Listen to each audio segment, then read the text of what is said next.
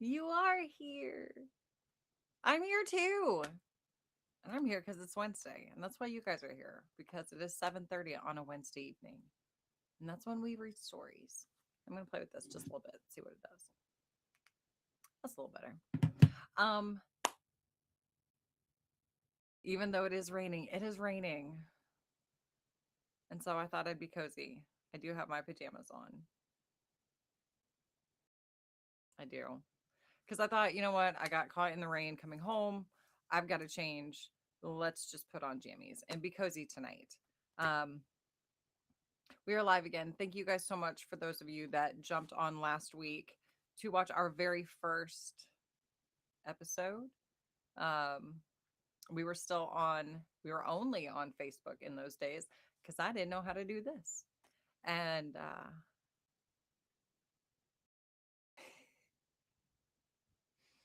um, so Todd the Fox Music is a sponsor of the show. Well, Foxington Manor is a sponsor of the show. And one of our loudest champions, one of our biggest supporters, and one of the reasons that I do this every week. Um, you guys have been there and believed in me and believed in what we're doing and have liked this and shared this and subscribed and done all of the things. And I am feeling so blessed tonight. There's so much coming up, and oh, I'm just really grateful. And I know I say that an awful lot to you guys, but I want to make sure that you do know that I appreciate you, and that without you guys, this would just literally be me talking to myself. So thank you for being here so I can talk to you. And if you are listening to this later, thank you for listening to this later. Thank you for coming back to the channel if you cannot watch it live, because that means an awful lot too. Um, I am, I pulled my mic back out instead of going through the camera. So you guys tell me if it is too quiet, if it is too loud, if it sounds weird, because I can't hear it. I just hear myself talking. And yeah, but you guys are the reason that I do this. And I've been umming a lot tonight. Sorry. I'm just really excited about a lot of things. A lot of things. You guys have put good vibes out there, and am starting to see the result of that. So whether it is prayers or vibes or just words spoken into the universe, thank you. Thank you for supporting this channel. Thank you for supporting the other channels. If you have, um, I know we're not doing Reddit on the second channel anymore, but we may do some side Reddits here on random days. Um, they'll be in a separate playlist, but if you like that kind of thing, I'm going to try to migrate everything over and keep it in one neat and tidy little spot. And yeah, I'll loop you guys in on the other cool things as they come. But tonight we are back to our Charlotte Perkins Gilman book. We had read the Yellow Wallpaper, I believe, last summer. But there were four, maybe five other stories in this book. So we're just going to, and then 2 weeks ago we read Three Thanksgivings. So we're just going to kind of keep going on this because these are truly short stories, and it takes a little bit of a break while I figure out where we're going to go next in our world's greatest stories. But I'm seeing people jump on, which is awesome. When you get here, please say hey, or a little emoji or something to let me know what you're doing tonight while I am reading stories to you. Our first story tonight is called The Cottagette. I hope you like it. Why not? Said Mr. Matthews. It is far too small for a house, Too pretty for a hut, too unusual for a cottage. Cottagette, by all means, said Lois, seating herself on a porch chair. But it is larger than it looks, Mr. Matthews. How do you like it, Malda? I was delighted with it. More than delighted. Here, this tiny shell of fresh, unpainted wood peeped out from under the trees. The only house in sight except the distant white specks on far off farms and the little wandering village in the river threaded valley. It sat right on the turf. No road, no path even, and the dark woods shadowed the back windows. How about meals? Hey, Haley. Uh, how about meals? Asked Lois. Not 2 minutes' walk, he assured her, and showed us a little furtive path between the trees to the place where meals were furnished. We discussed and examined and exclaimed. Lois held her pongy skirts close about her. She needn't have been so careful. There wasn't a speck of dust, and presently decided to take it. Never did I know the real joy and peace of living before that blessed summer at High Court. It was a mountain place, easy enough to get to, but strangely big and still, and far away when you were there. The working basis of the establishment was an eccentric woman named Caswell, a sort of musical enthusiast who had a summer school of music and the higher thought. Malicious persons, not able to obtain accommodations there, called the place High C. I liked the music very well and kept my thoughts to myself, both high and low, but the Cottagette I loved unreservedly. It was so little and new and clean, smelling only of its fresh planed boards. They hadn't even stained it. There was one big room and two little ones in the tiny thing, though from the outside you wouldn't have believed it. It looked so small. But small as it harbored a miracle. A real bathroom with water piped from mountain springs. Ah, so this is old. Our windows opened into the green shadiness, the soft brownness, the bird inhabited, quiet, flower starred woods. But in front, we looked across whole counties, over a far off river, into another state. Off and down and away, it was like sitting on the roof of something very big. The grass swept up to the doorstep, to the walls. Only it wasn't just grass, of course, but such a procession of flowers as I had never imagined could grow in one place. You had to go quite a way through the meadow, wearing your own narrow, faintly marked streak in the grass, to reach the town connecting road below. But in the woods was a little path, clear and wide, by which we went to meals. Where we ate with the highly thoughtful musicians and highly musical thinkers in their central boarding house nearby. They didn't call it a boarding house, which is neither high nor musical. They called it the calceolaria. There was plenty of that growing about, and I didn't mind what they called it so long as the food was good, which it was, and the prices reasonable, which they were. Sorry, we have a cat messing with the light back here. Excuse me, Leonard. Hi. How about no? Sorry about that, guys. Live. Live, always live. The people were extremely interesting. Some of them, at least, and all of them were better than the average of summer boarders. But if there hadn't been any interesting ones, it didn't matter while Ford Matthews was there.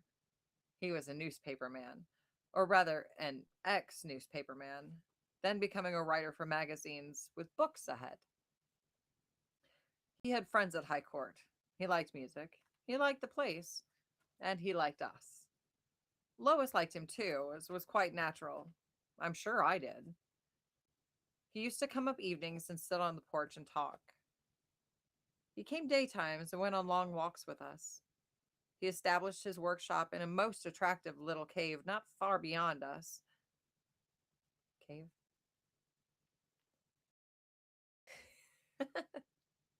You know you'll see him tomorrow, Haley. That's almost a guarantee. Uh, he established his workshops in a most attractive little cave not far beyond us. The country there is full of rocky ledges and hollows, and sometimes asked us over to an afternoon tea made on a gypsy fire. Ooh, a gypsy fire. Lois was a good deal older than I, but not really old at all, and she didn't look her 35 by 10 years. I never blamed her for not mentioning it, and I wouldn't have done so myself on any account. But I felt that together we made a safe and reasonable household. She played beautifully, and there was a piano in our big room. There were pianos in several other little cottages about, but far off for any jar of sound. When the wind was just right, we caught little wafts of music now and then, but mostly it was still, blessedly still about us. And yet that calceolaria was only 2 minutes off, and with raincoats and rubbers, we never minded going to it. We saw a good deal of Ford, and I got interested in him. I couldn't help it. He was big. Not extra big in pounds and inches, but a man with big view and a grip, with purpose and real power. He was going to do things. I thought he was doing them now, but he didn't. This was all like cutting steps in the ice wall, he said. It had to be done, but the road was long ahead. And he took an interest in my work too, which is unusual for a literary man. Mine wasn't much. I did embroidery and made designs. It is such pretty work. I like to draw from flowers and leaves and things about me, conventionalize them sometimes, and sometimes paint them just as they are, in soft silk stitches. Oh, yeah. All about up here were the lovely small things I needed. And not only these, but the lovely big things that make one feel so strong and able to do the beautiful work. Here was a friend I lived so happily with, and all this fairyland of sun and shadow, the free immensity of our view, and the dainty comfort of the cottagette.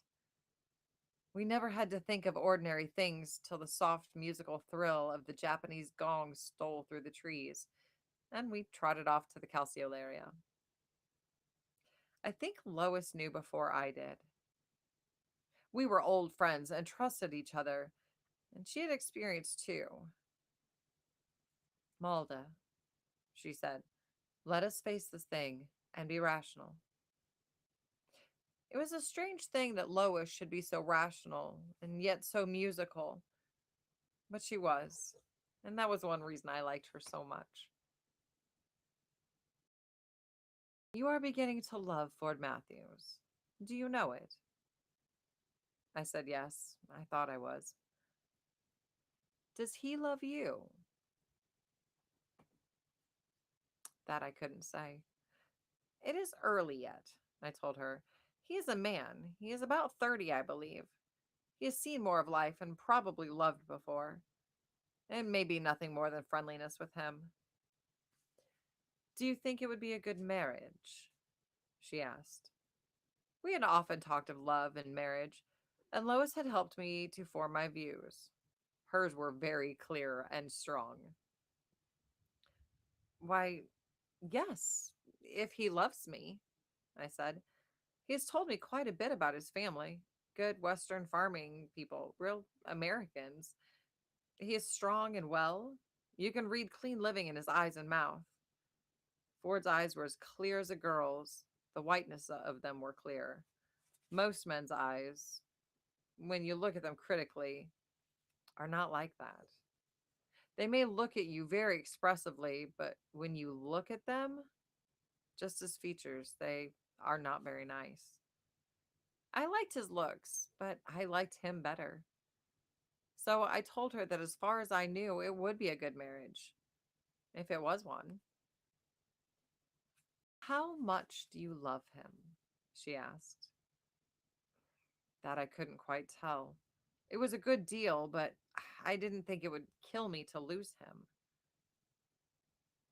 Do you love him enough to do something to win him? To really put yourself out somewhat for that purpose? Why, yes, I think I do. If it was something I approved of, what do you mean? Then Lois unfolded her plan. She had been married, unhappily married, in her youth. That was all over and done with years ago. She had told me about it long since, and she said she did not regret the pain and loss because it had given her experience. She had her maiden name again and freedom. She was so fond of me, she wanted to give me the benefit of her experience without the pain. Men like music, said Lois. They like sensible talk. They like beauty, of course, and all that. Then they ought to like you, I interrupted. And as a matter of fact, they did. I knew several who wanted to marry her, but she said once was enough. I don't think they were good marriages, though. Don't be foolish, child, said Lois. This is serious. What they care for most, after all.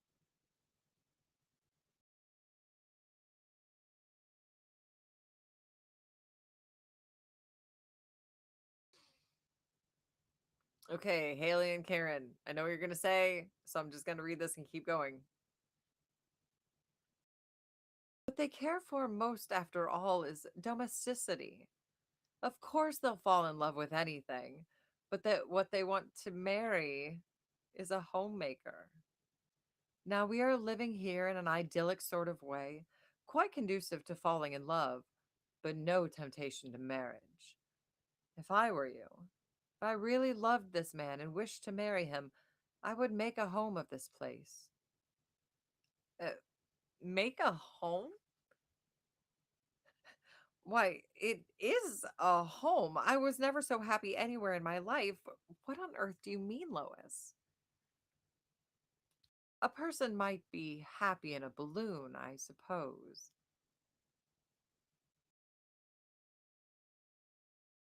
He, sorry, Heidi. Yeah, it was super fun. Anyway, back to our story. A person might be happy in a balloon, I suppose, she replied, but it wouldn't be a home. He comes here and sits talking with us, and it's quiet and feminine and attractive. And then we hear that big gong at the calceolaria, and off we go slopping through the wet woods, and the spell is broken. Now, you can cook.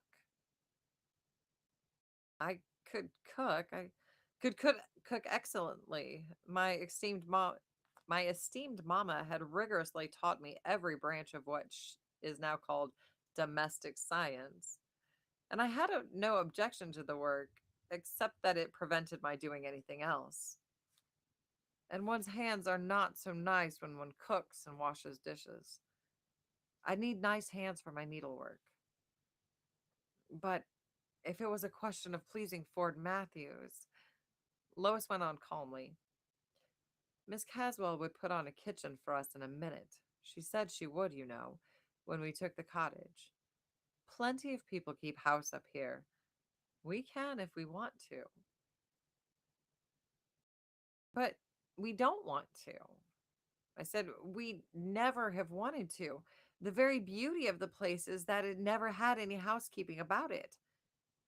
Still, as you say, it would be cozy on a wet night. We could have delicious little suppers and have him stay. He told me he's never known a home since he was 18, said Lois. That is how we came to install a kitchen in the cottagette. The men put it up in a few days, just a lean to with a window, a sink, and two doors. I did the cooking. We had nice things, there's no denying that. Good fresh milk and vegetables, particularly. Fruit is hard to get in the country, and meat too. Still, we managed nicely. The less you have, the more you have to manage. It takes time and brains, that's all. Lois liked to do housework, but it spoils her hands for practicing, so she can't. And I was perfectly willing to do it. It was all in the interest of my own heart. Oh, why do I feel like this is going to be really sad? Just keep reading. Just keep reading. Just keep reading, reading, reading. Uh, Ford certainly enjoyed it. He dropped in often and ate things with undeniable relish. So I was pleased, though it did interfere with my work a good deal. I always work best in the morning, but of course, housework has to be done in the morning too. And it is astonishing how much work there is in the littlest kitchen. You go in for a minute and you see this thing and then that thing and the other thing to be done, and your minute is an hour before you know it. When I was ready to sit down, the freshness of the morning was gone somehow. Before, when I woke up, there was only the clean wood smell of the house, and then the blessed out of doors. Now I always felt the call of the kitchen as soon as I woke. It's a Leonard. Um, an oil stove will smell a little, either in or out of the house, and soap, and well, you know, if you cook in a bedroom, how it makes the room feel differently. Our house had been only bedroom and parlor before. We baked too. The baker's bread was pretty poor, and Ford did enjoy my whole wheat and brown, and especially hot rolls and gems. Hey, hi. Yeah, I know that light is not going to feel good. It was a pleasure to feed him, but it did heat up the house and me. I never could work much at my work on baking days. Then, when I did get to work, the people would come with things, milk or meat or vegetables or children with berries, and what distressed me most was the wheel marks on our meadow. They soon made quite a road. They had to, of course, but I hated it. I lost that lovely sense of being on the last edge and looking over. We were just a bead on a string like the other houses now. But it was quite true that I loved this man and would do more than this to please him. We couldn't go off so freely on excursions as we used to either. When meals are to be prepared, someone has to be there and to take in things when they come. Sometimes Lois stayed in. She always asked to, but mostly I did. I couldn't let her spoil her summer on my account, and Ford certainly liked it. He came so often that Lois said she thought it would look better if we had an older person with us, that her mother could come if I wanted her. She could help with the work, of course. That seemed reasonable, and she came. I wasn't very fond of Lois's mother, Mrs. Fowler, but it did seem a little conspicuous, Mr. Matthews eating with us more than he did at the calceolaria. There were others, of course, plenty of them dropping in, but I didn't encourage it much. It made so much more work. They would come in to supper, and then we would have musical evenings. They offered to help me wash dishes, some of them, but a new hand in the kitchen is not much help. I preferred to do it myself. Then I knew where the dishes were. Lord never seemed to want to wipe dishes, though I often wished he would. So Mrs. Fowler came. She and Lois had one room. They had to. She really did a lot of the work. She was a very practical old lady. Then the house began to be noisy. You hear another person in a kitchen more than you hear yourself, I think. And the walls were only boards. She swept more than we did, too. I didn't think much sweeping is needed in a clean place like that, and she dusted all the time, which I know is unnecessary. I still did most of the cooking, but I could get off more to draw out of doors and to walk.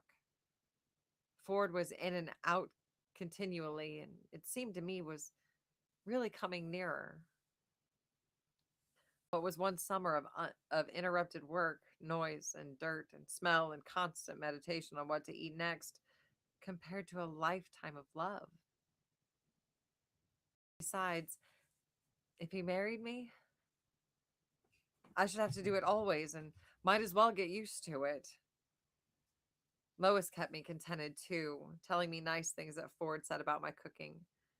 He does appreciate it so, she said. One day, he came around early and asked me to go up to Hughes Peak with him. It was a lovely climb and took all day. I demurred a little. It was Monday. Mrs. Fowler thought it was cheaper to have a woman come and wash. We did, but it certainly made more work. Never mind, he said. What's washing day or ironing day or any of that old foolishness to us? This is walking day. That's what it is. It was really cool and sweet and fresh, and it rained in the night. Brilliantly clear. Come along, he said. We can see as far as Patch Mountain, I'm sure. There'll never be a better day. Is anyone else going? I asked.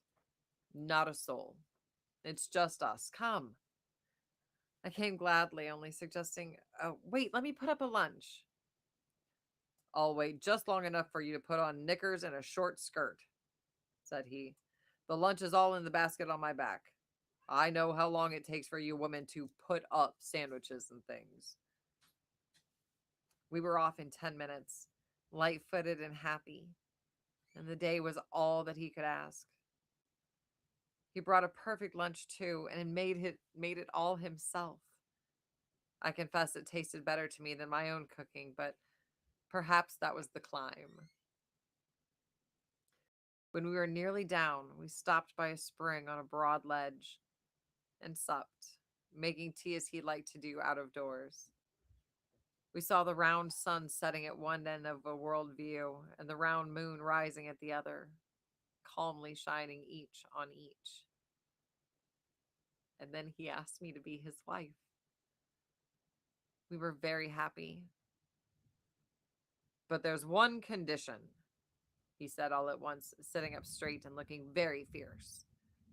You mustn't cook. What? I asked. Mustn't cook? No, said he. You must give it up for my sake. I stared at him dumbly. Yes, I know all about it, he went on. Lois told me. I've seen a good deal of Lois since you've taken to cooking. And since I would talk about you, naturally I learned a lot. She told me how you were brought up and how strong your domestic instincts were. But bless your artist soul, dear girl, you have some others. And he smiled rather queerly and murmured, surely in vain the net is spread in the sight of any bird. I've watched you, dear, all summer, he went on. It doesn't agree with you. Of course, the things taste good, but so do my things. I'm a good cook myself. My father was a cook for years at good wages. I'm used to it, you see. One summer when I was hard up, I cooked for a living and saved money instead of starving. Oh, said I, that accounts for the tea and the lunch and lots of other things, said he. But you haven't done half as much of your lovely work since you started this kitchen business, and you'll forgive me, dear, it hasn't been as good. Your work is quite too good to lose. It is a beautiful and distinctive art, and I don't want you to let it go. What would you think of me if I gave up my hard, long years of writing for the easy competence of a well-paid cook? I was still too happy to think very clearly. I just sat and looked at him. But you want to marry me?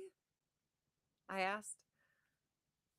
I want to marry you, Malda, because I love you, because you are young and strong and beautiful, because you are wild and sweet and fragrant and elusive like the wildflowers you love, because you are so truly an artist in your special way, seeing beauty and giving it to others. I love you because of all of this, because you are rational and high minded and capable of friendship, and in spite of your cooking. But how do you want to live? As we did here at first, he said. There was peace, exquisite silence. There was beauty, nothing but beauty. There were the clean wood odors and flowers and fragrances and sweet wild wind. And there was you, your fair self, always delicately dressed, with white, firm fingers sure of touch and delicate true work. I loved you then. When you took to cooking, it jarred on me. I have been a cook, I tell you, and I know what it is. I hated it, to see my wood flower in a kitchen. But Lois told me about how you were brought up to it and loved it. I said to myself, I love this woman. I will wait and see if I love her even as a cook. And I do, darling. I withdraw of the condition. I will love you always, even if you insist on being my cook for life. Oh, I don't insist, I cried. I don't want to cook. I want to draw. But I thought Lois said how she has misunderstood you. It is not true, always, my dear, said he, that the way to a man's heart is through his stomach. At least it's not the only way. Lois doesn't know everything. She is young yet. And perhaps for my sake you can give it up. Could you, sweet? Could I? Could I? Was there ever a man like this? Okay, so it turned out perfect. It turned out perfect. What a wonderful man. He just loves her because she's her.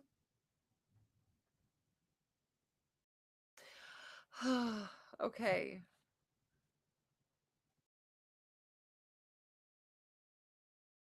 Um, I really hope our next one is just as good. Did you guys like that one?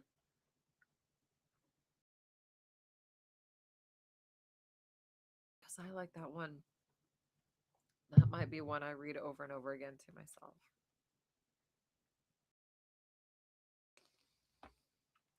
Okay. It was so good.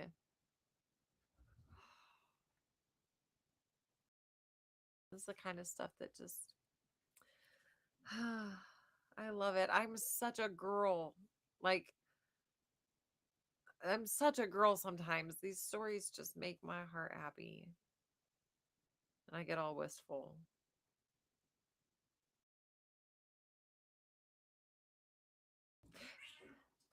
And maybe not wistful because I know what this feels like.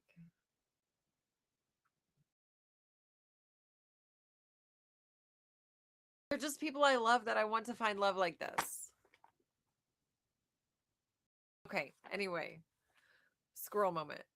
I'm going to get back to it. Our next story from Ms. Perkins tonight is Turned.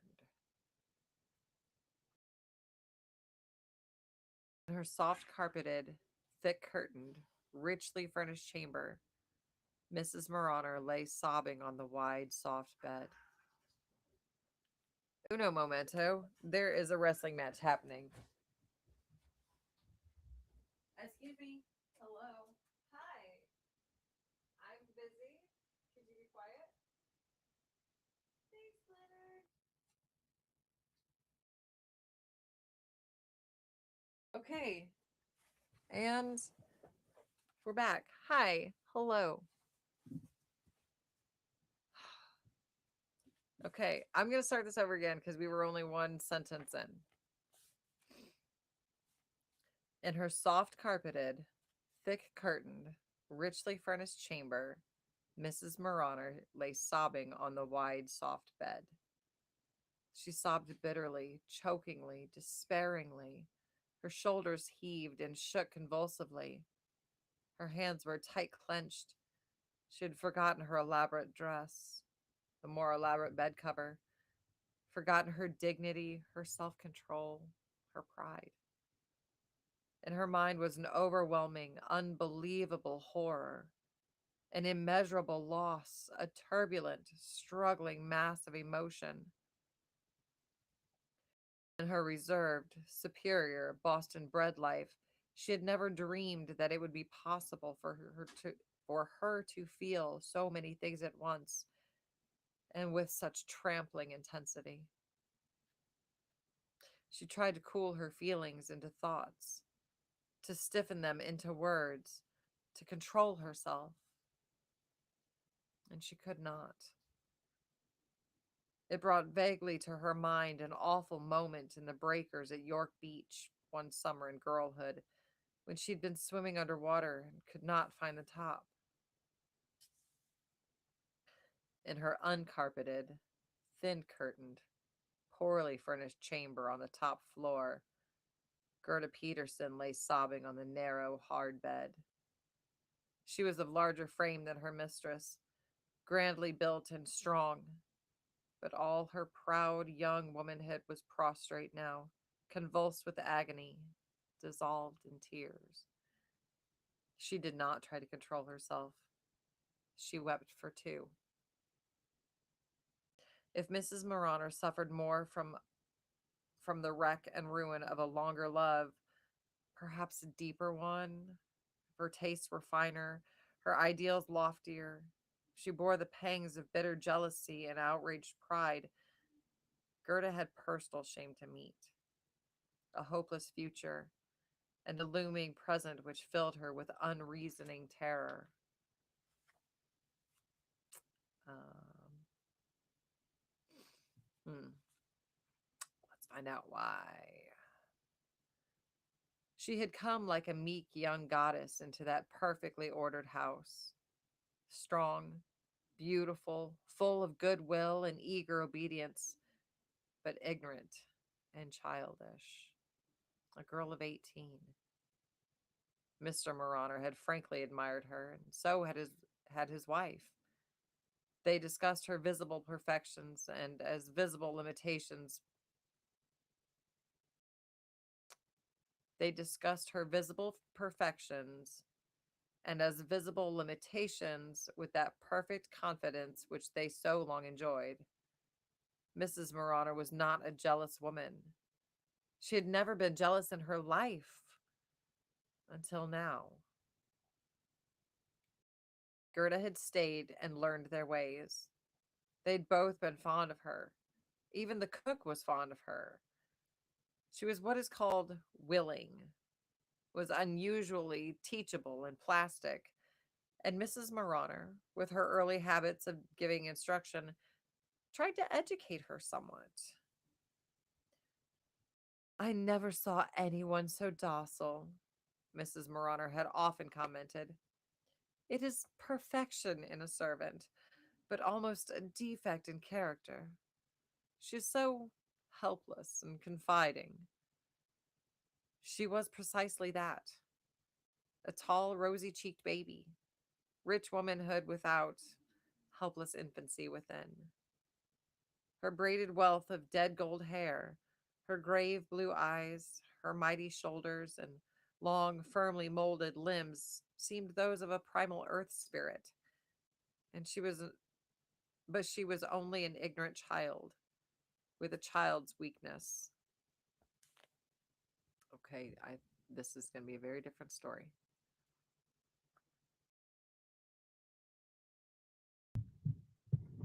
Okay.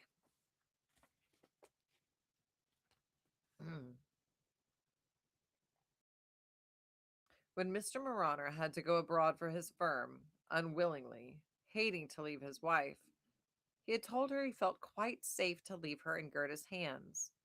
She would take care of her. Be good to your mistress, Gerda, he told the girl that last morning at breakfast.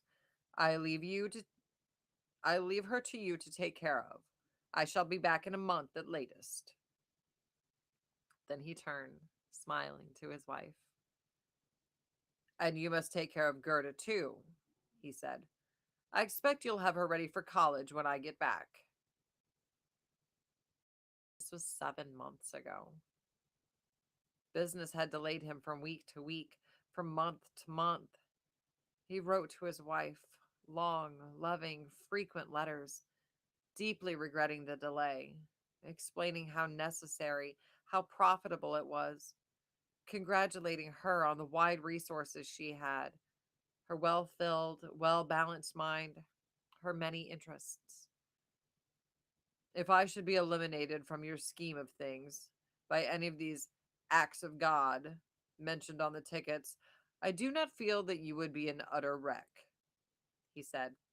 That is very comforting to me. Your life is so rich and wide that no one loss, even a great one, would wholly cripple you.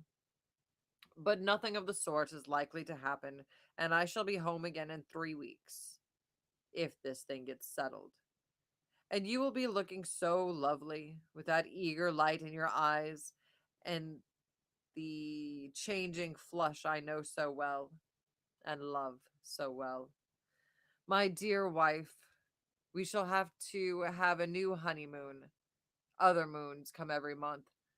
Why shouldn't the mellifluous kind?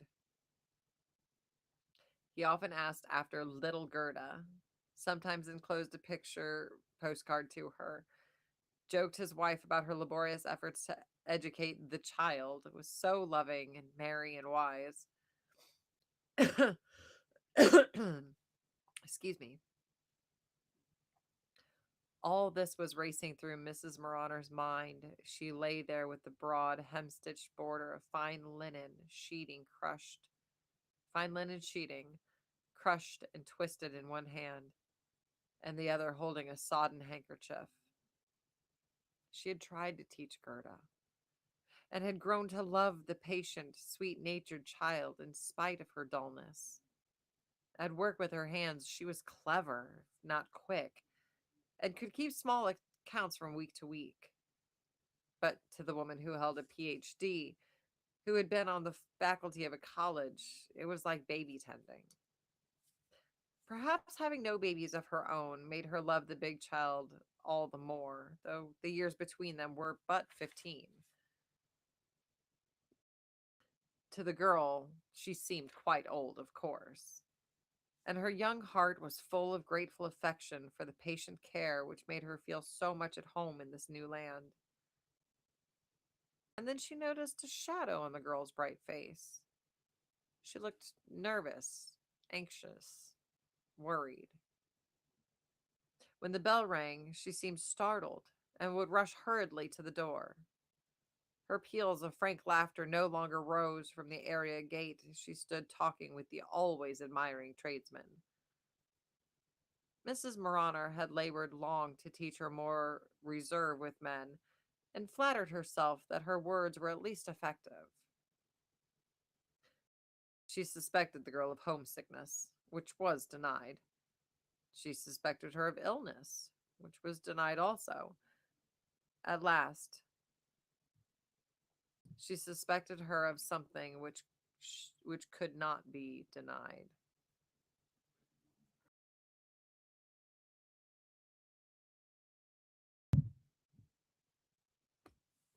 I don't like where this is going.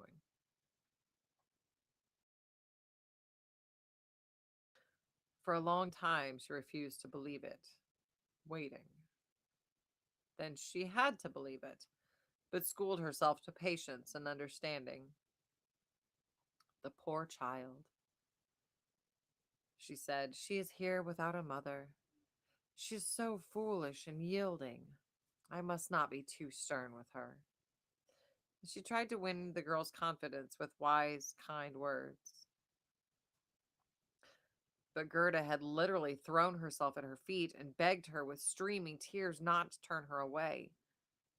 She would admit nothing, explain nothing, but frantically promised to work for Mrs. Marana as long as she lived, if only she would keep her. Revolving the problem carefully in her mind, Mrs. Marana thought she would keep her, at least for the present. She tried to repress her sense of ingratitude in one she had so sincerely tried to help, and the cold, contemptuous anger she had always felt for such weakness. The thing to do now, she said to herself, is to see her through this safely.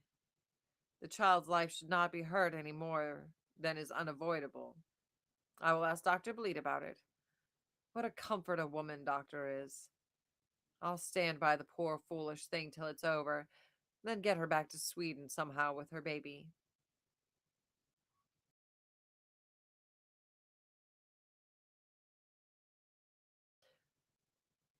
How they do come where they're not wanted, and don't come when they are wanted.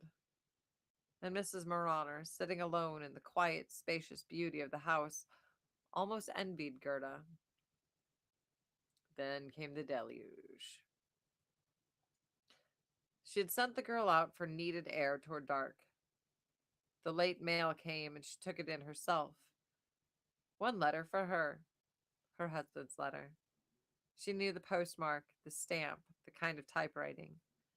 She impulsively kissed it in the dim hall.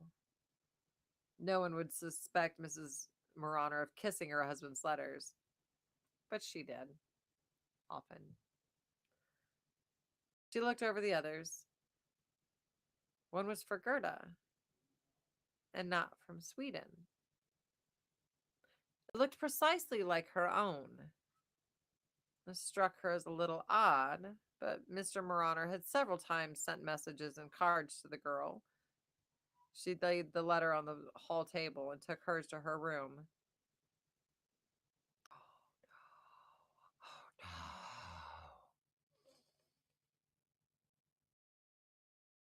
no. My poor child, it began.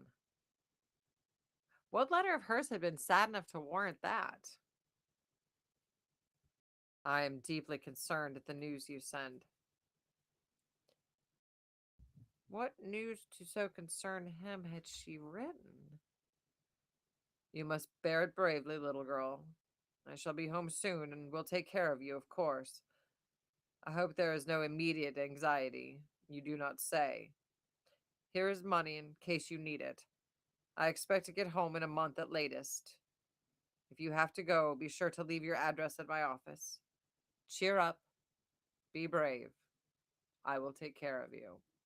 He put the letters in the wrong envelopes. The letter was typewritten, which was not unusual. It was unsigned, which was unusual. It enclosed an American bill, $50. It did not seem in the least like any letter she had ever had from her husband, or any letter she could imagine him writing. But a strange, cold feeling was creeping over her, like a flood rising around a house. She utterly refused to admit the ideas which began to bob and push about outside her mind and to force themselves in. Yet, under the pressure of these repudiated thoughts, she went downstairs and brought up the other letter, the letter to Gerda. She laid them side by side on a smooth, dark space on the table, marched to the piano, and played with stern precision, refusing to think till the girl came back. When she came in, Mrs. Marana rose quietly and came to the table. Here is a letter for you, she said. The girl stepped forward eagerly, saw the two lying together there, hesitated, and looked at her mistress. Take yours, Gerda. Open it, please. The girl turned frightened eyes upon her. I want you to read it. Here, please, said Mrs. Marauner. Oh, ma'am, no, please don't make me. Why not? There seemed to be no reason at hand, and Gerda flushed more deeply and opened her letter. It was long. It was evidently puzzling to her. It began, "My dear wife."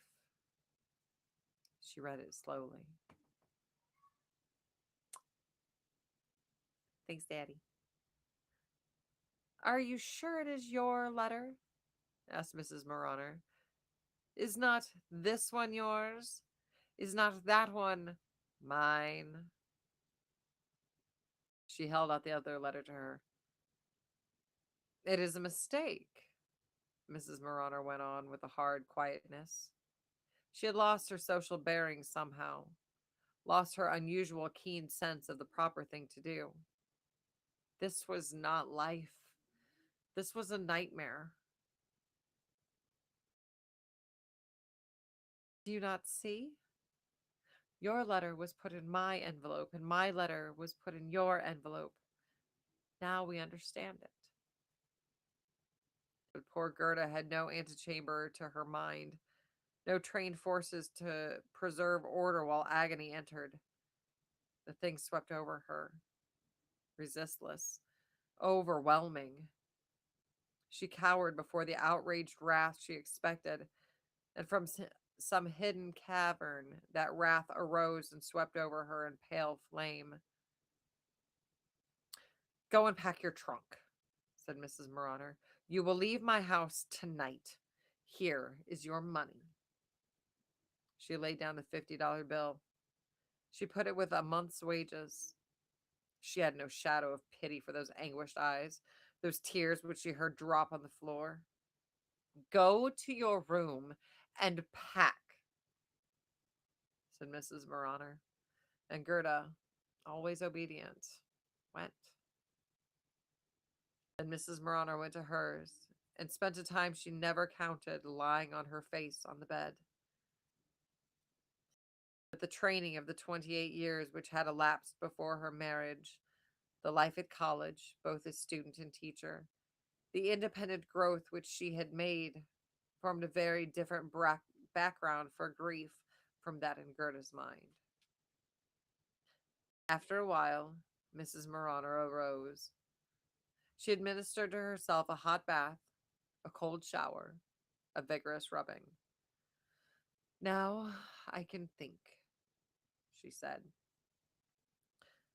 First, she regretted the sentence of instant banishment. She went upstairs to see if it had been carried out.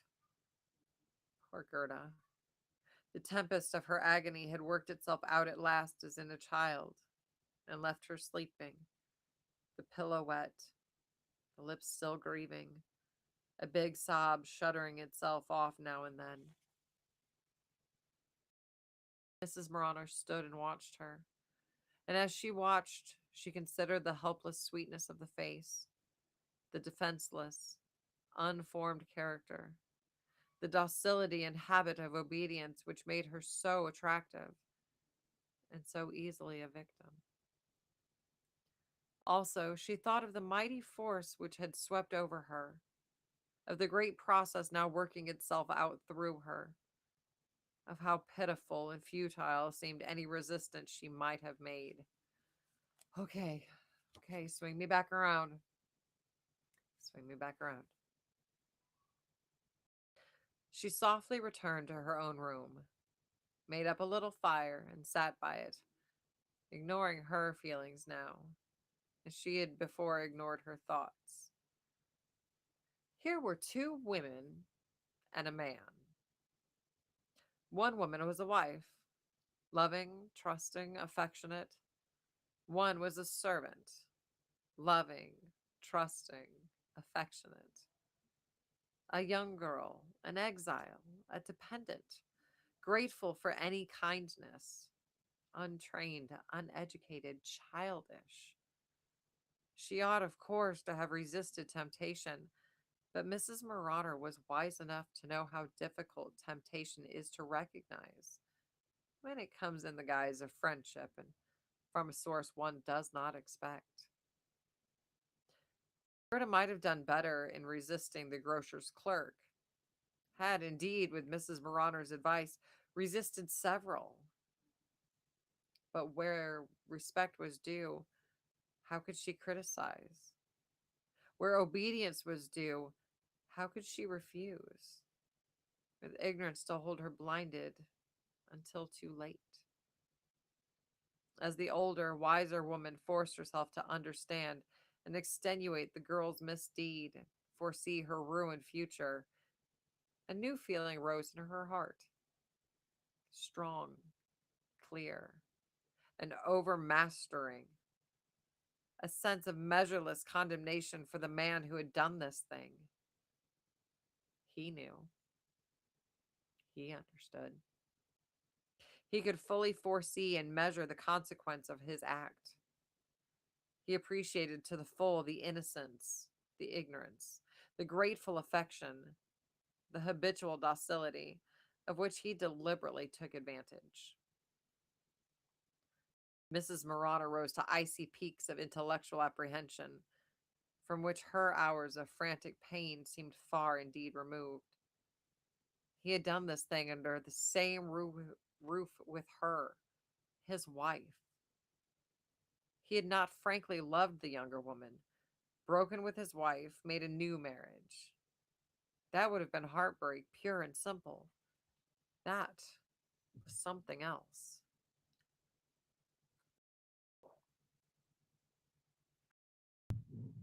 That letter, that wretched, cold, carefully guarded, unsigned letter. And bill, far safer than a check. These did not speak of affection. Some men can love two women at the same time, but this was not love. Mrs. Moroner's sense of pity and outrage for herself, the wife, now spread suddenly into a perception of pity and outrage for the girl. All that splendid, clean young beauty, the hope of a happy life with marriage and motherhood, honorable independence even, these were nothing to that man.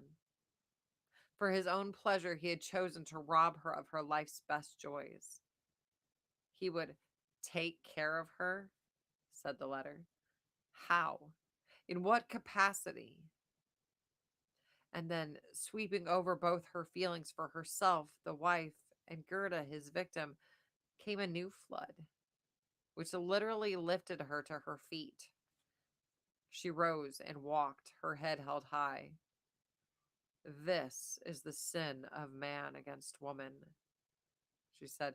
The offense is against womanhood, against motherhood, against child. She stopped. Child. His child. That too he sacrificed and injured, doomed to degradation. Mrs. Moroner came of stern New England stock. She was not a Calvinist, hardly even a Unitarian, but the iron of Calvinism was in her soul, of that grim faith which held that most people had to be damned for the glory of God. Generations of ancestors who both preached and practiced stood behind her. People whose lives had been sternly molded to their highest moments of religious conviction. In sweeping bursts of feelings, they achieved conviction, and afterward they lived and died according to that conviction. When Mr. Moroner reached home a few weeks later, following his letters too soon to expect an answer to either, he saw no wife upon the pier, though he had cabled and found the home closed darkly. He let himself in with his latchkey and stole softly upstairs to surprise his wife. No wife was there. He rang the bell. No servant answered it. He turned up light after light, searched the house from top to bottom. It was utterly empty. The kitchen was a clean, bald, unsympathetic aspect. He left it and slowly mounted the stair, completely dazed. The whole house was clean, in perfect order, wholly vacant. One thing he felt perfectly sure of. She knew. Yet was he sure? He must not assume too much. She might have been ill. She might have died. He started to his feet. No, they would have cabled him. He sat down again. For any such change, if she had wanted him to know, she would have written. Perhaps she had, and he, returning so suddenly, had missed the letter. The thought was some comfort. It must be so. He turned to the telephone and again hesitated. If she had found out. If she had gone. Utterly gone. Without a word. Should he announce it himself to friends and family? He walked to the door. He searched anywhere for some letter, some word of explanation. Again and again he went to the telephone and always stopped. He could not bear to ask, "Do you know where my wife is?" Harmonious, beautiful rooms reminded him, in a dumb, helpless way, of her, like the remote smile of the face of the dead. He put out the lights, could not bear the darkness, and turned them all on again. It was a long night. In the morning, he went early to the office. In the accumulated mail was no letter from her. No one seemed to know of anything unusual. A friend asked after his wife. "Pretty glad to see you, I guess," he answered evasively. About 11, a man came to see him. John Hill, her lawyer. Her cousin, too. Mr. Moroner had never liked him. He liked him less now, for Mr. Hill merely handed him a letter, remarked, "I was requested to deliver this to you personally," and departed, looking like a person who was called on to kill something offensive. Haha. I have gone. I will look after Gerda. Goodbye, Marion. That was all. There was no date, no address, no postmark, nothing but that. In his anxiety and distress, he had fairly forgotten Gerda and all that. Her name aroused in him a sense of rage. She had come between him and his wife. She had taken his wife from him. That was the way he felt. At first, he said nothing, did nothing, lived on alone in his house, taking meals where he chose. When people asked him about his wife, he said she was traveling for her health. He would not have it in the newspapers. Then, as time passed, as no enlightenment came to him, he resolved not to bear it any longer and employed detectives. They blamed him for not having put them on the track earlier, but set to work, urged to the utmost secrecy. What to him had been so blank a wall of mystery seemed not to embarrass them in the least. They made careful inquiries as to her past, found where she had studied, where taught, and on what lines, that she had some little money of her own, that her doctor was Josephine L. Bleat, M.D., and many other bits of information. As a result of careful and prolonged work, they finally told him that she had resumed teaching under one of her old professors, lived quietly, and apparently kept boarders, giving him town, street, and number as if it were a matter of no difficulty whatsoever. Of course. He had returned in early spring. It was autumn before he found her. A quiet college town in the hills, a broad, shady street, a pleasant house standing in its own lawn with trees and flowers about it. He had the address in his hand, and the number showed clear on the white gate. He walked up to the straight gravel path and rang the bell. An elderly servant opened the door. Does Mrs. Marauder live here? No, sir. This is number 28. Yes, sir. Who does live here? Miss Wheeling, sir. Ah, her maiden name. They had told him, but he had forgotten. He steps it. He stepped inside. I would like to see her, he said. He was ushered into a still parlor, cool and sweet with the scent of flowers, the flowers she had always loved best. It almost brought tears to his eyes. All their years of happiness rose up in his mind again. The exquisite beginnings, the days of eager longing before she was really his, the deep, still beauty of her love. Surely she would forgive him. She must forgive him. She would humble herself. Oh, hold on. No. He would humble himself.